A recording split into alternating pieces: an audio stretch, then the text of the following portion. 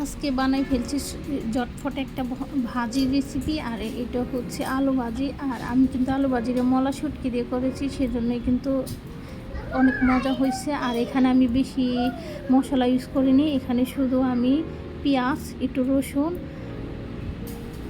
হলুদের গুঁড়ি, মরিচের গুঁড়ি আর শুটকি, এই তিনটা জিনিস দিয়ে 4টা উপকরণ দিয়ে আমি রান্না করছি। আমি শর্টকাটে সবসময় খুবই কম উপকরণ দিয়েই তরকারি রান্না করি। আর সবগুলো হাতের মশলা, যেগুলো আমি হাতের পাশে পাই, সেগুলো দিয়ে আমি সবসময় রান্না করি। তো এটা কিন্তু ওইটা বাজিটা কিন্তু খেতে একদম অনেক মজা হয়েছে, কালারটাও অনেক জোশ আসছে। পানি একদম আমি কম দিয়ে লো হিটে রান্না করছি, আর কালারটা একবারে জোশ আসছে।